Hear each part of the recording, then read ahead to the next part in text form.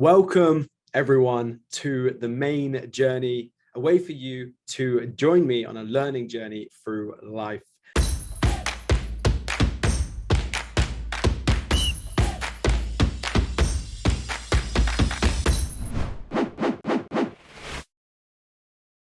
My name is Samuel Main, and today we welcome Mr. Ross Cowan to the show. Ross, appreciate you joining me, buddy.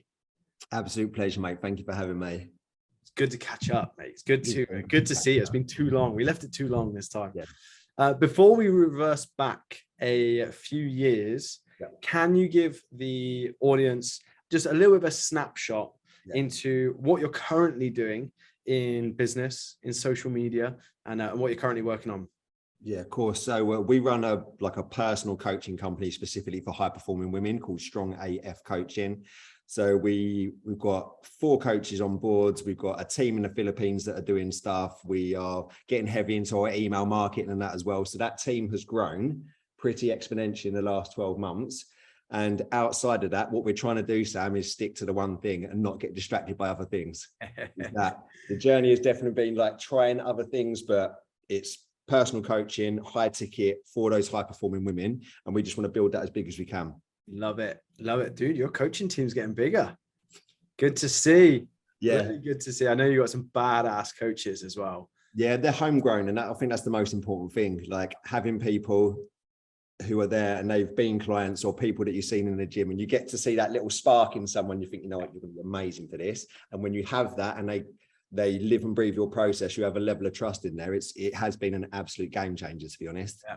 And I also know that you guys are doing some amazing things on social media, you and your partner, Em. Yeah. How's that going right now? Yeah, TikTok's been an absolute game changer. We just about hit 500,000 followers on TikTok. That's been over the course of about 18 months. And obviously Instagram is solid, but we're bang into the content creation game. It's been a lot of fun, and it got ridiculous for the business for like lead generation on an exponential level. So when I talk to other people and they say, can I give people advice? I say, you need to be on TikTok at this point. The wave is still going up, right? It's still going up. You can still hit the top of that. So that's been a lot of fun. It's awesome. Dude, I remember backtracking to, so for those of you who don't know, me and Ross and Em used to work alongside each other, just to help each other's business grow. And I remember talking to you guys when you barely just started the TikTok and the Instagram game. So to see where it is now is a testament to your guys' consistency more than anything, but also the message that you put out. Because I know the message that you guys put out to the women, to the girls that need that coaching is a very powerful message. You want to share a little bit more about that? Yeah, of course. And what we're all about is obviously strong, sexy, confident. Don't measure your success on the scales. Eliminate the fitness industry BS. So like we've positioned Em, who's my partner, and she's like the face of the business who does the social media, as a no BS queen. And having that kind of stance on social media is really good. And TikTok's amazing for this because you have an unlimited amount of people trying to spread BS on fucking TikTok. Ridiculous, stupid, slimming coffees and, like fat loss pills and miracle creams and stuff. So as soon as we kind of took that position of we're going to be the bullshit detectors for other women so they don't keep getting caught out by these things, it worked really, really fucking well. And I'm not going to lie, like I wear wigs, I will wear a sports bra, I'll call myself Karen if I need to. We'll do any kind of skit and thing that we can to make the message you're getting across entertaining, because you can obviously be out there, and a lot of people do this in the fitness, just annihilating certain people. I'm a massive believer, don't annihilate the person, annihilate the method, right? It's the method we're attacking. People are people, but we could get our message across in a really serious way, and it comes across as quite too much authority and too serious, and people don't resonate or connect with it. You have to have a bit of a laugh. It needs to have a hook, and it must be entertaining. If you can't make someone go Meh! In like the first half a second, then your message is irrelevant anyway.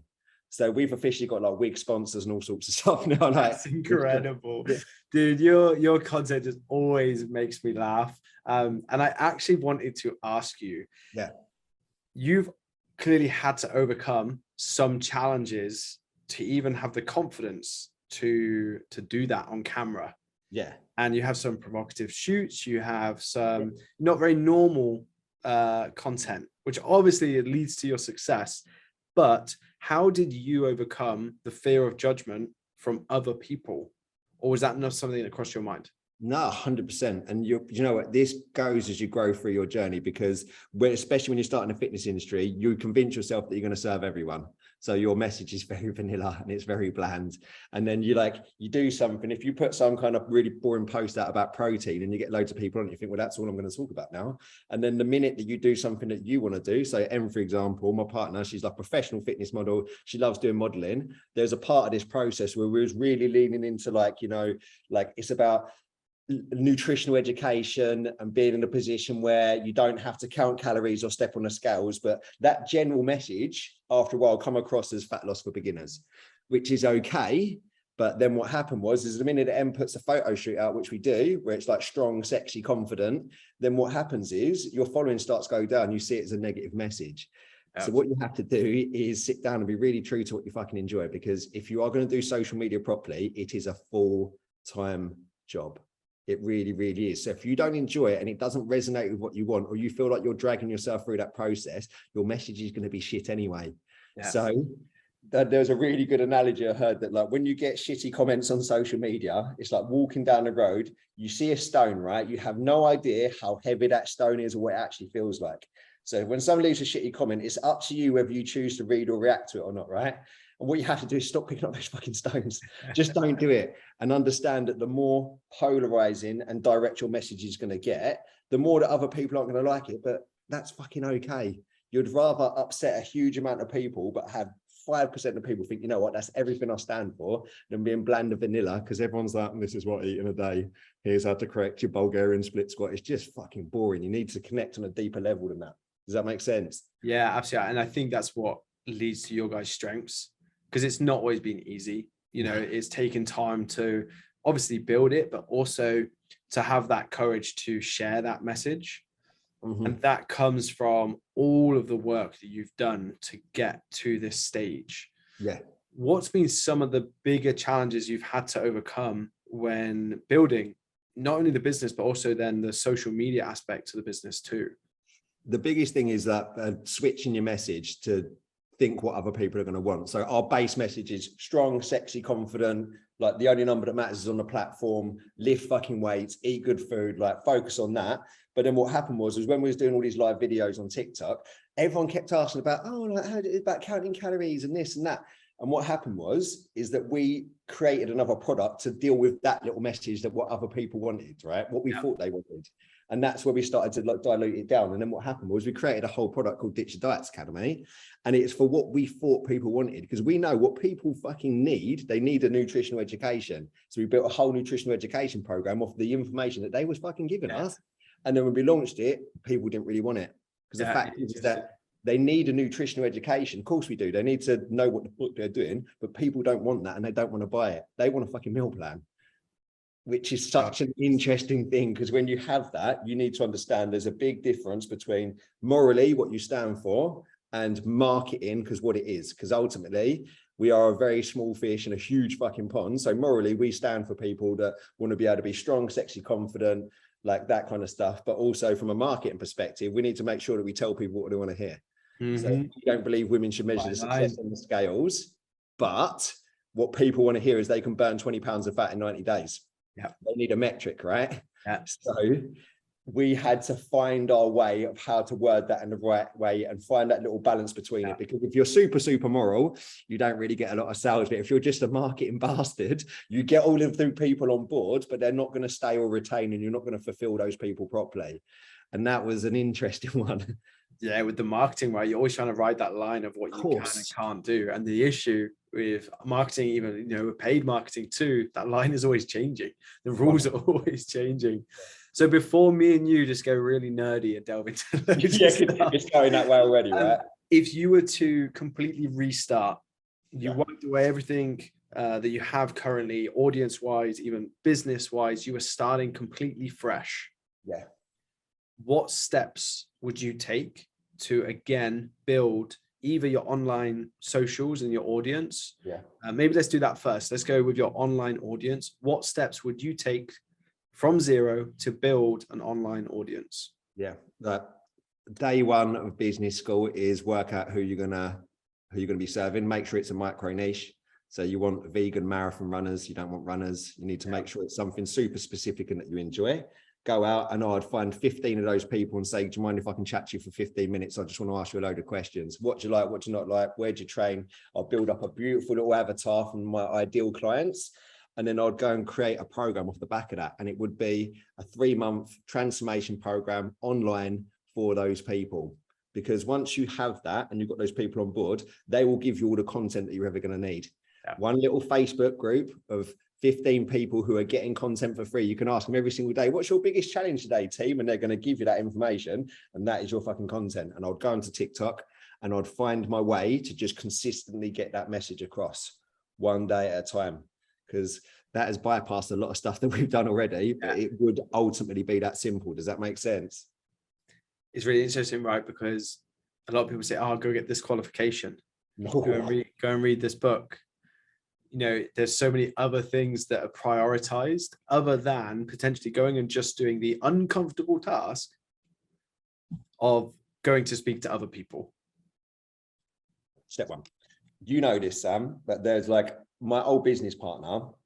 He was the most highly qualified dumb motherfucker I've ever met in my whole life, okay? Because he had come from the army, and when he come from the army, they gave him £15,000 a year for 3 years for qualifications, and he had every qualification under the sun, but he could not connect with people on an emotional level for shit. And him putting his prices up and expecting, because the qualification that he has that no one ever fucking asked you for is going to generate business for him, was utter bollocks. And we split for that exact reason, is that you get academic and emotional intelligence. You need to understand you're dealing with emotional people. These are people that have emotional problems. Yeah, they say they want a six-pack, but really they want to feel confident and sexy in the bedroom. That's what they want. And if you can't articulate that, portray it to them, solve their problem for them, all the qualifications in the world don't mean a fucking wank, to be honest.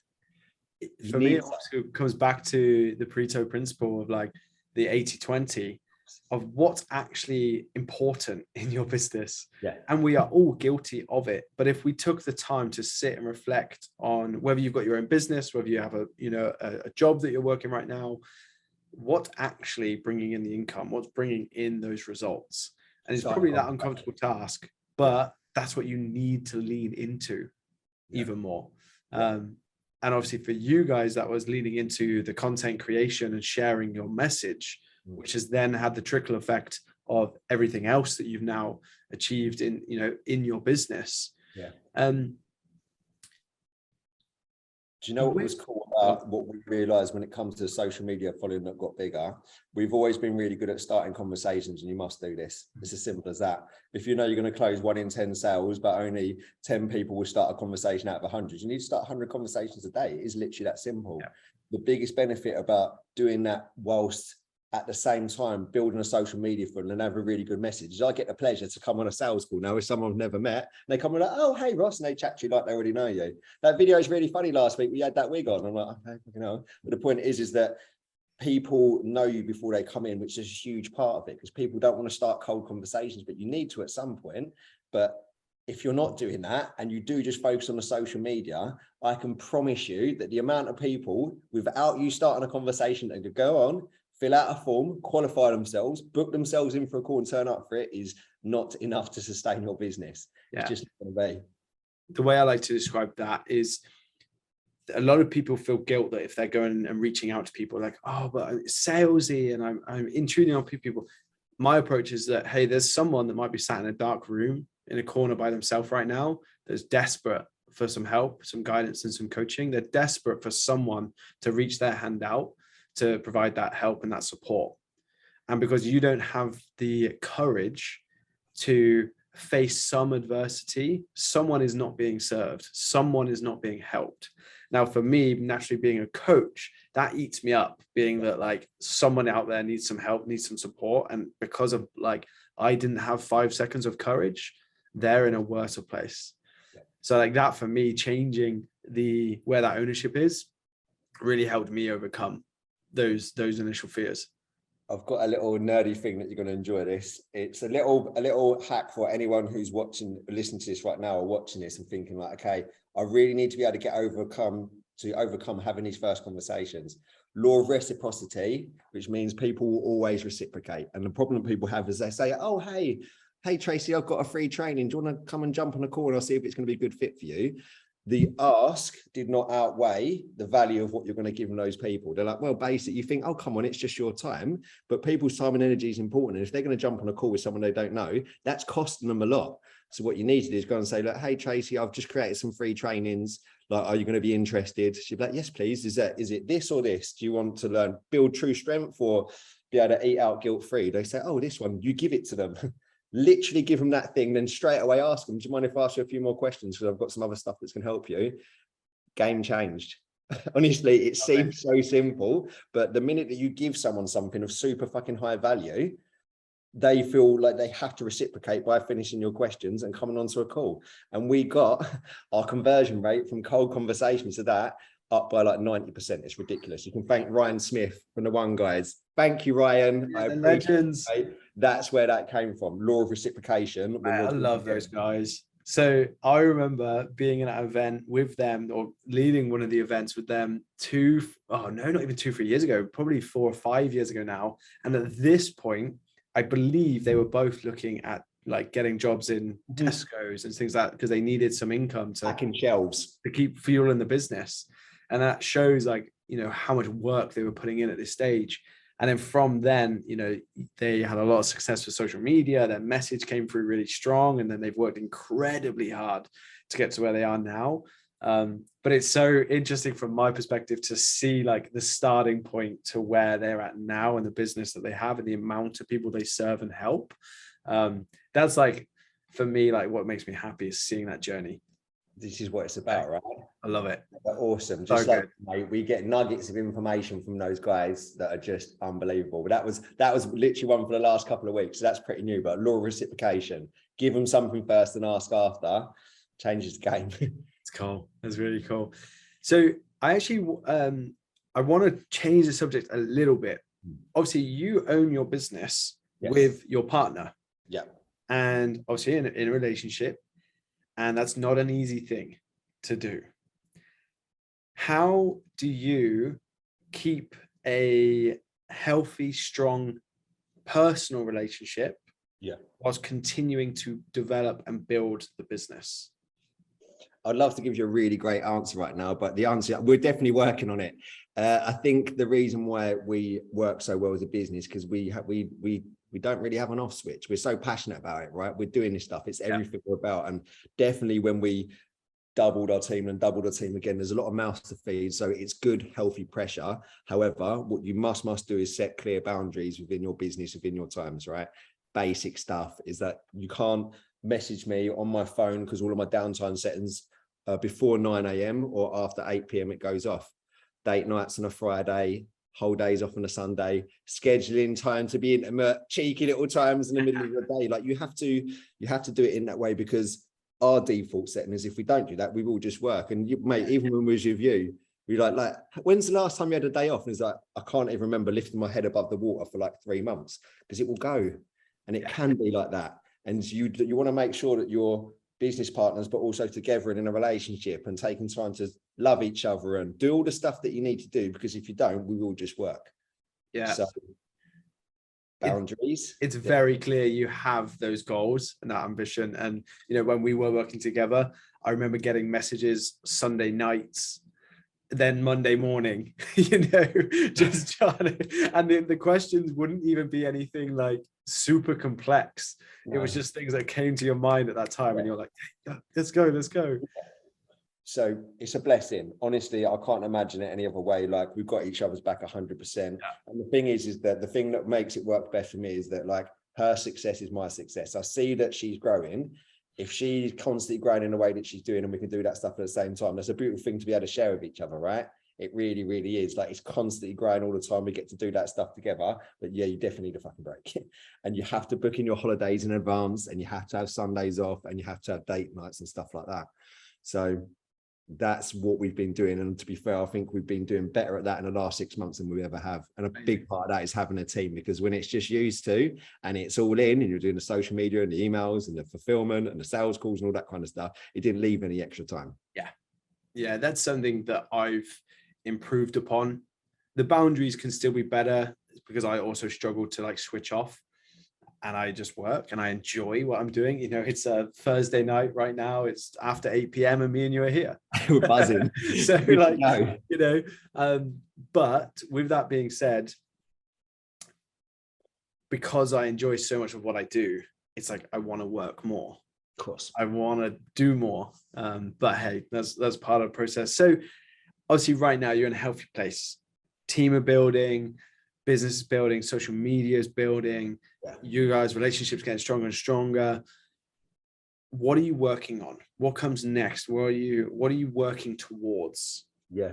What we're working towards is a bit more time and more freedom. Same results, but having 4 days a week.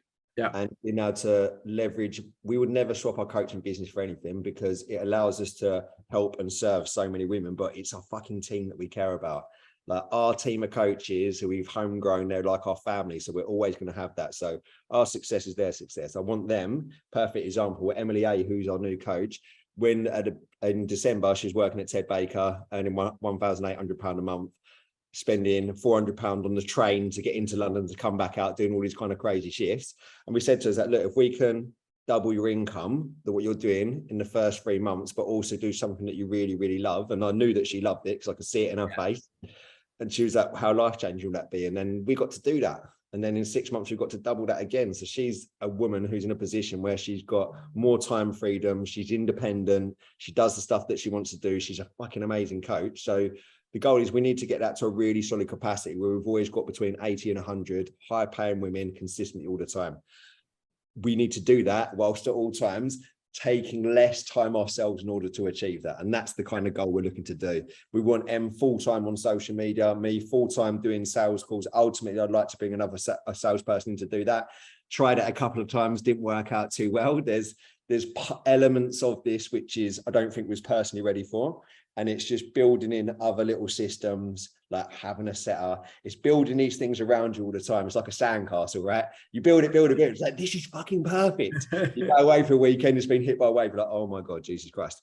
But the swings and roundabouts of owning a business. Yeah, but then every time you build it, the foundation gets more solid. So we're not like a brick. If this is the Three Little Piggies, we don't have the brick house yet. We're definitely wood and it's solid. But what we're going to be doing is we're going to go away to Bali for 3 weeks in October. And I want to not have to have sales calls, not have to be like do like 20% of the work that we're going to be there, really, really enjoy the holiday and come back and everyone be happy, safe and secure. That's what we want, right? That's going to be the test for it. Love that. It's really interesting. Obviously, I'm very fortunate. I get to work alongside a lot of coaches that are doing, very well. My audience and people I work alongside are typically all doing above 10K a month. Just to give an idea of team structure and things like that. I don't know many that have had success so far with implementing a sales team because of that transfer of trust. And also for you mentioned at the start that if someone's stalked TikTok, they come on that call with you, there's trust there straight away. So it's definitely something I think I need to develop better in my own coaching is that implementation of a sales team and how that can have a seamless transition, because it's not gone pretty for a few people that I know, in the space. And it's definitely, a difficult one in the high ticket because a missed opportunity, a difference of 10% close rate is massive. That's the difference of, potentially 10K profit in a month, 20K profit in a month, more, which can be rough. Yeah. Do you know what's really cool about what you just said? And it is about that. I think the biggest lesson for us was the acceptance that no one's going to do it better than I can at the moment, so just stick to it. So rather than try to create all these relationships and train someone else to do it and worry about their calendar and making sure they're booking them in and listening to all the calls back, because you have to listen to their calls and you have to train them, rather than be like, you know what we do, we're going to build a system around it so you can just do sales calls, write content, make Em sound fucking epic on the things she says on TikTok. She looks good, I'll make it sound good, and make sure the emails and all the meetings are done. Then that's your seat on the bus. Do that to the best of your ability and then build little systems around it. But ultimately, no one's going to sell it as good as I can. Yeah. Is that scalable to the 7-8 figures that we want to do in the next 12 months? Potentially not. But is it where we need to be right now? 100%. Yeah. And Oh, are we done making money at this stage? 100% not. Like, this is going to go a lot more, but it is that level of acceptance, right? Because, you know, we can be building things that we think we need in advance and actually cause ourselves so many more fucking problems, which is yeah.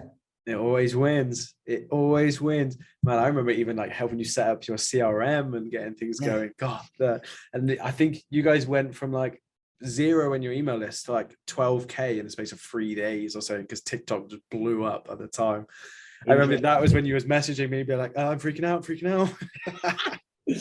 There's always things and roundabouts, nerdy stuff as well. It's like, obviously you go to TikTok and we have something like a calorie calculator, which means there's an unlimited amount of people that are going to go through there. But these doesn't mean this is good emails. This is nerdy email marketing stuff now. I won't make it too nerdy, but basically, if they have something like a calorie calculator, which is a free way to get all of their details, but they're getting a shitload from it. Loads of people are going to come in, they're going to use it, they're going to use a bum email address that goes into your active campaign. You're sitting over 120,000 emails, like, oh, but then your bounce rate is 40%.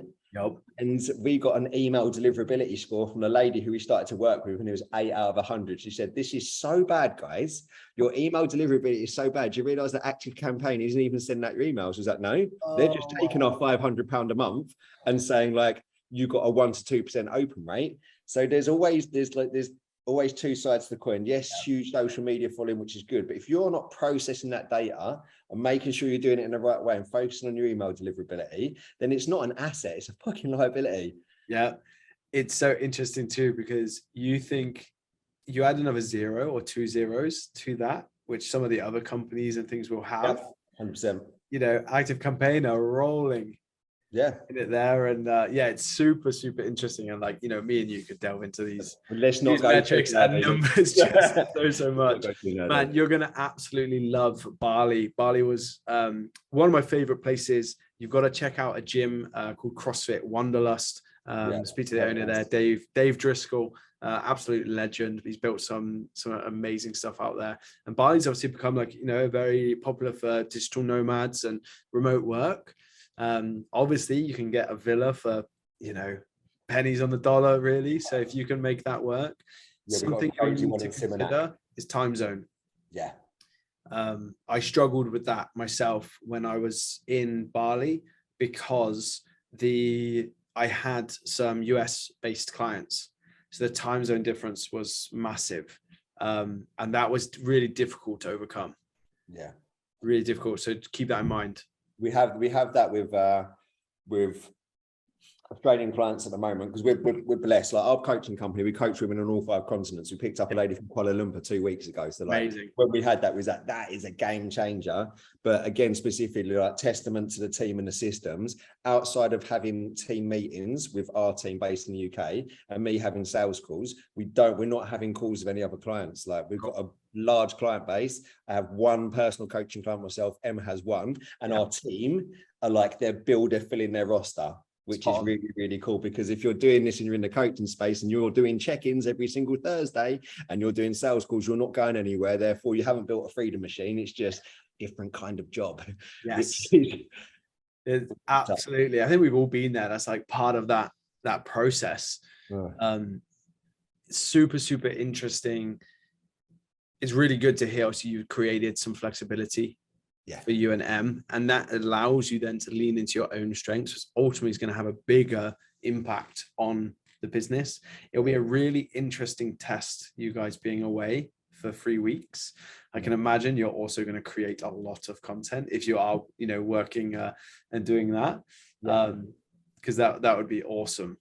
That is exactly what we're going to do. Em's already messaging photographers and stuff. We're going to do lifestyle photo shoots. We're going to do all these kind of videos. We've rented the most ridiculous villa in Simonac. Yeah, let's go. Ridiculous. And we're going to be in Newbud, and we're on the Gili Islands and stuff as well. Like, we've got all that stuff coming up. But the good thing is, at the beginning of the year, we was out in Dubai for 5 weeks. We went for 3, stayed for 5. And it was one of the best months we had, because, you know, if you've got your business as a freedom machine, your environment is everything, right? We're very, very blessed and lucky to live where we live. It's like, it's nice. It's in the UK. But when you put us in like Dubai or Bali, our because of our systems, our productivity goes through the fucking roof because it's sunshine. And like you said, if you're in somewhere like Bali and it's an entrepreneurial hub for young people who are doing this, you pick up off that vibe. We moves out in Dubai, everyone's taking it to the next level. Yeah, your cost of living goes up by 25%, but your quality of living goes up by 80% instantly, like in a second.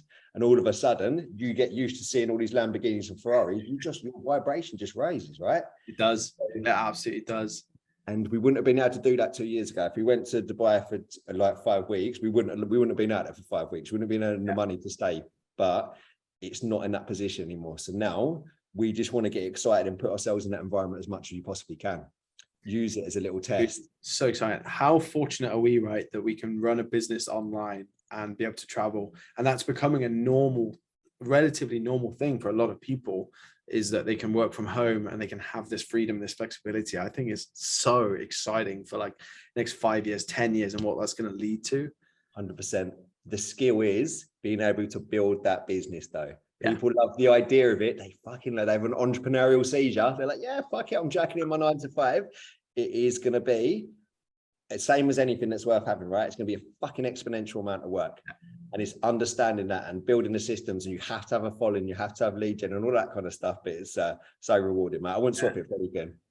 I've been super fortunate. I've traveled, I don't know, somewhere like mid-30s, like country-wise, but I've done it not always in a healthy way. You know, I've done it with a backpack and my laptop and like on a massive budget. I would just travel anywhere. If I could travel somewhere under £150, I was gone. Didn't care about anything else.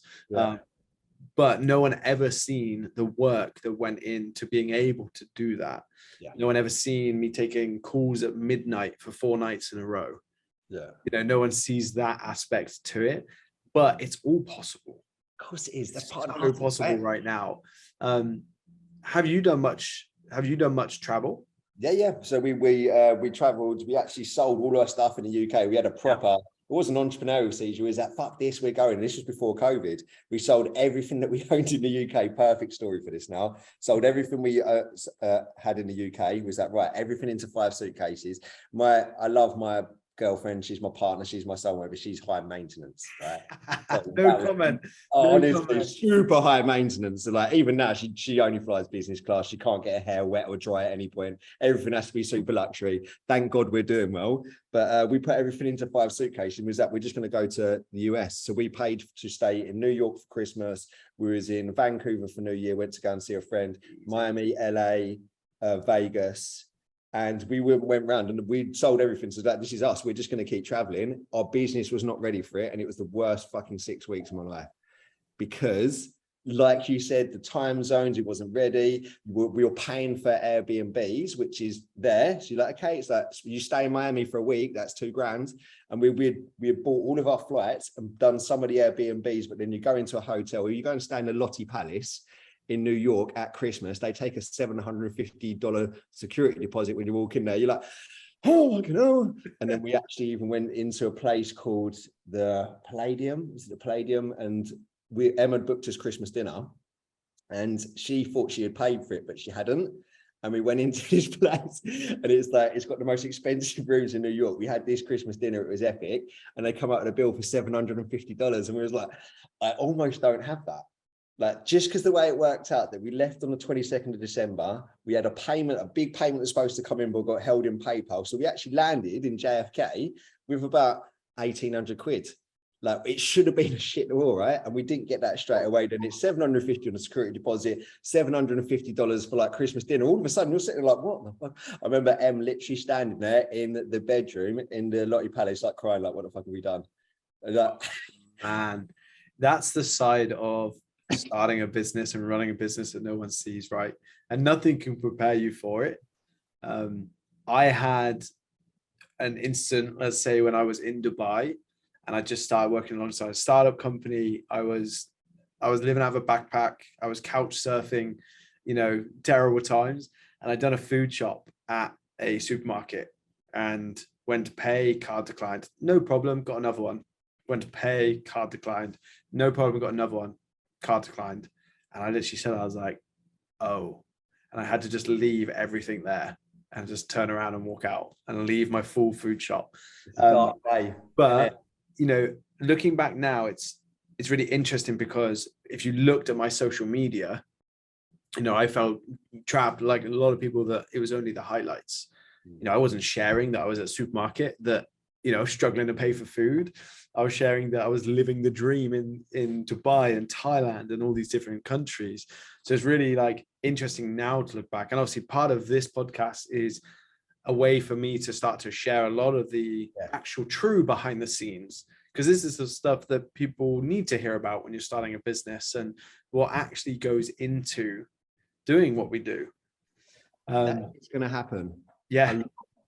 More than you'll ever fucking know. And even last 12 months, like, you double your team, you double it again. And like I said, you take on a salesperson, that doesn't work out. You launch something called Ditch the Diets Academy or something, is going to be an absolute killer. And you've got 700 people on a waiting list and 3 people buy it. And all of a sudden you've gone from a business, which is, we just do one thing. We got distracted by this little side hustle over here. In 3 months, we doubled our income and earned 20% less money.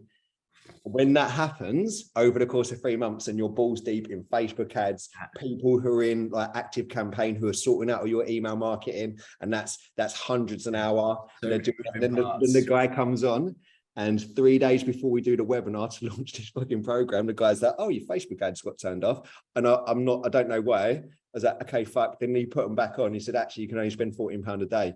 I was like, "So what you're telling me is that we've paid you your agency fee to do this. You spent 75% of the budget, but which got turned off, and we've got a webinar starting in 2 days and we don't have any ads."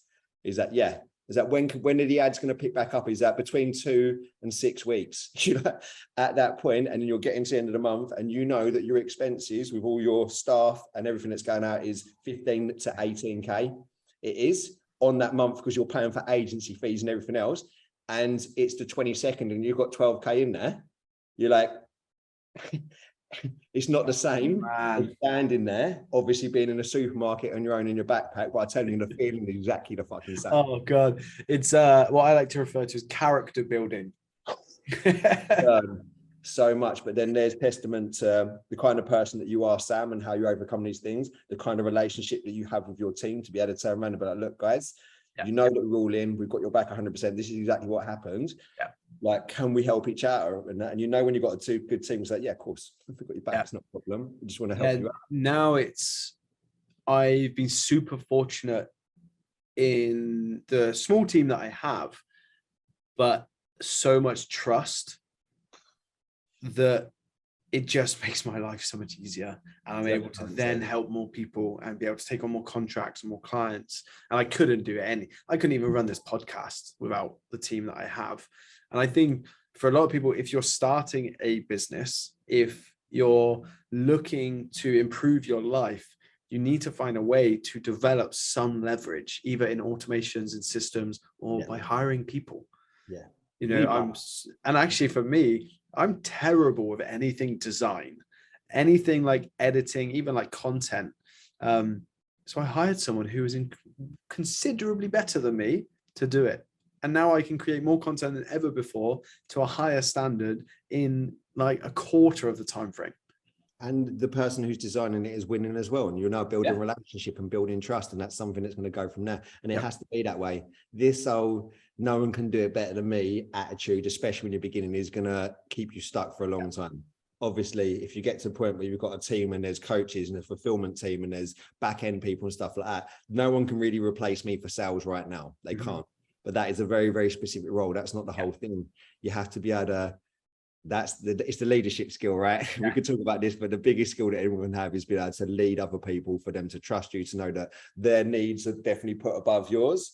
The people who are in our coaching team know that we would be broke and have their rent paid than anything else. And when you have that level of trust, and you can go out, you can work, have a Monday morning where everyone's there hustling, you can be out of them at Friday night, absolutely smashed out your face, having the best time ever, be back on Monday and have that level of like trust and family that are together. They know that we've got their back 100%. They will fucking do anything that they need to do for you.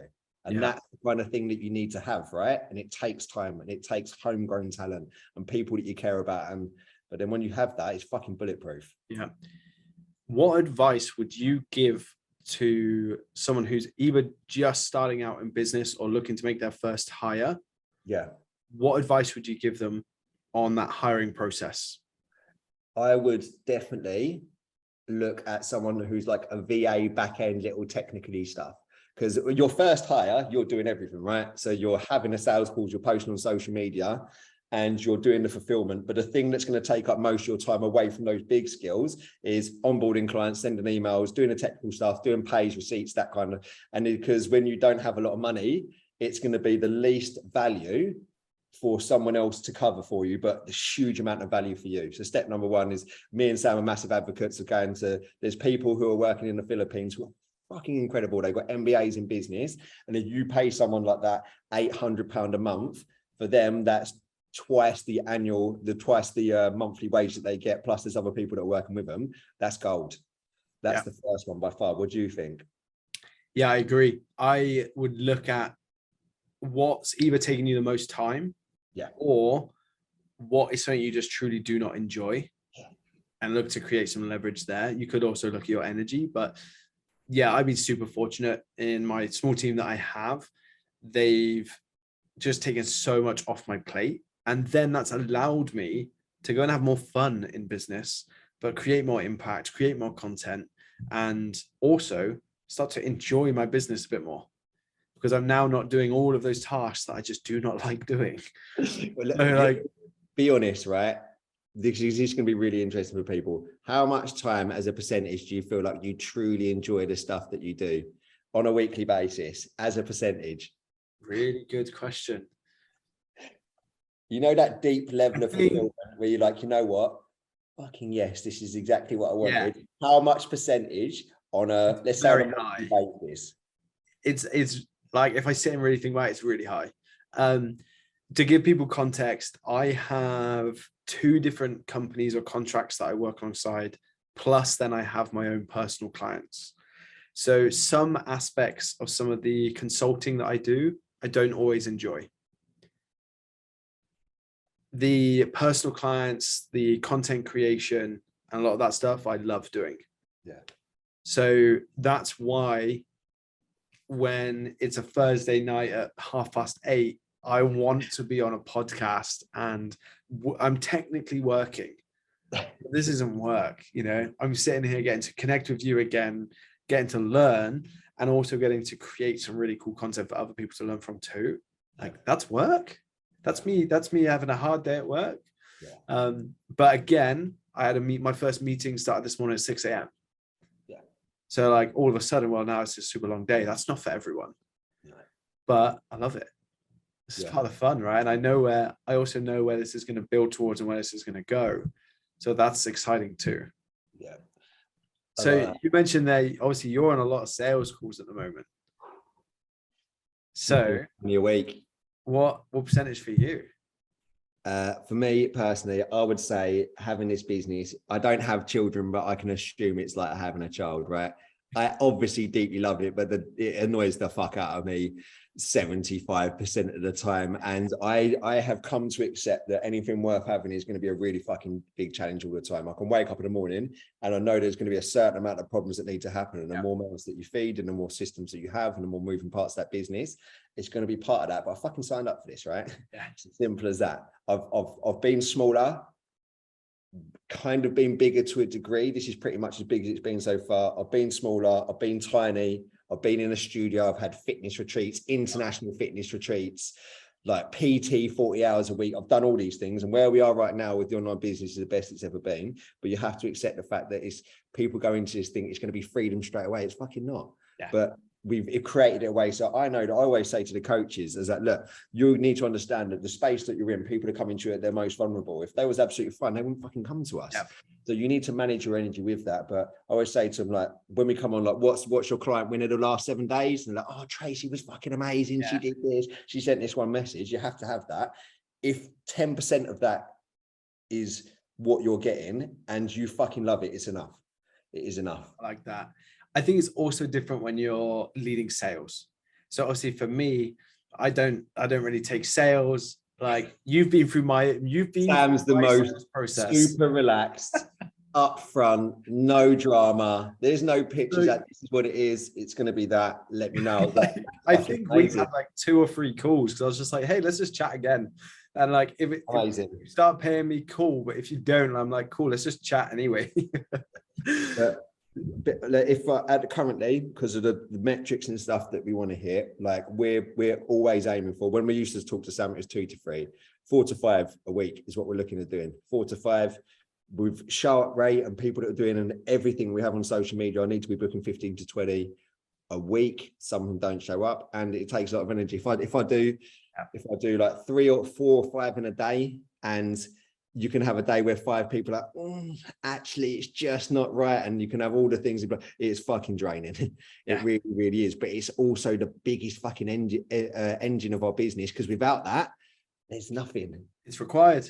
Just, you know, it's like you say, it's the most important thing in your business is the oxygen for what you need right now. Yes, it is. Because without that, it's just people collecting a load of really high quality content on social media. They might buy an ebook for 45 quid, but they ain't going to sustain you. Yeah. So because of that, mate, and again, we've said about this already, it's about protecting the energy and having the weekends off and doing that. We've been doing a little bit of nerding out on human design recently. So I've learned, and I've learned that I'm a projector, which is cool because M's a generator, which means she can go. She's like a little bunny. She'll go consistently all the way through until she literally burns out. But now she's a bit nicer to me because apparently projectors are ones, they have really good energy, but they need a little break. So if I'm on the sofa trying to chill for half an hour, she's not digging me out as much anymore. I could be like, oh, I just need my projector 20 minutes. But before she'd be like, come on, what the fuck are you doing? I couldn't even hover my ass on the sofa without being like, oh, right, this post me. Like, oh, fucking hell. That's amazing. That needed to come up in the relationship question. Yeah, right. Yeah. Amazing. Learning how you recover is a game changer. I like it. Mate, I've got a couple of questions I want to ask you. I've got one that I ask every person that comes on this show, and it's not an easy question. I'll give you that. The question itself: what advice would your future self give you in this current moment? Yeah. It would be to stick to the one thing. It would be to learn from your previous experience. My future me is going to turn around and be like, see that one thing that you're doing? You need to keep doing that one thing until you've finished it.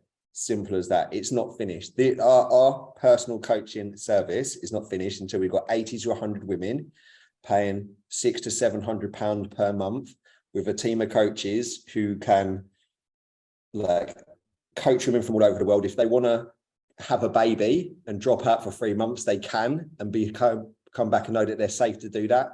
They want to be independent. They want to be able to work anywhere in the world. Until that's done, don't do anything else, because historically, Sam, as you know, mate, when it comes to those Sunday night conversations, we've had this genius idea, and the shiny stuff will distract you from where you need to be. Like, I can't stress that enough. I know my future self would be saying exactly the same thing, because my brain, just like yours, we see things like, oh, that's amazing, because we love solving the problem. Of course we do, and we can. But just because you can doesn't mean you fucking should. And that's my biggest lesson. I could tell myself that's my past self now, and I guarantee I'll probably be saying the same thing fucking 10 years from now when you ask me the same question. I like that. There's a lesson in that for everyone. Focus is 0.5 centimeter wide and 1 inch deep.